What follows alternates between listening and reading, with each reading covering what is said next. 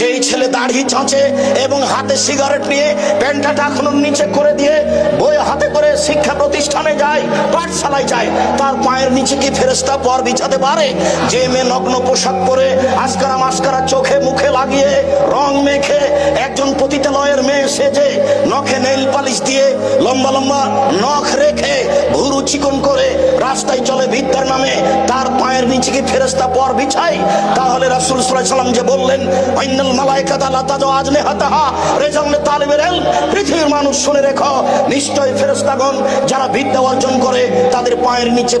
পর বিছায়। তাহলে সেই বিদ্যা কোন বিদ্যা? শুধু তাই নয়, মুহাম্মদ সাল্লাল্লাহু আলাইহি ওয়াসাল্লাম আরো বলেন, মনে রাখো পৃথিবীর মানুষ ওয়াইনাল আলিম ইস্তাগফির লাহু মান ফিস সামাওয়াতি ওয়া মান ফিল আরদি ওয়ালা হিদান ফি জাওফিল মায়ে, যারা বিদ্যা অর্জন করে তাদের জন্য ক্ষমা চাই, যা কিছু আকাশে আসে তাদের জন্য ক্ষমা চাই, যা কিছু জমিনে আছে তাদের জন্য ক্ষমা চাই, গর্তের মধ্যে পিপিলিকা তাদের জন্য ক্ষমা চাই, পানির মধ্যে মাছ, সারা পৃথিবীর জীবজন্তু কীট পতঙ্গ পদার্থ জড় পদার্থ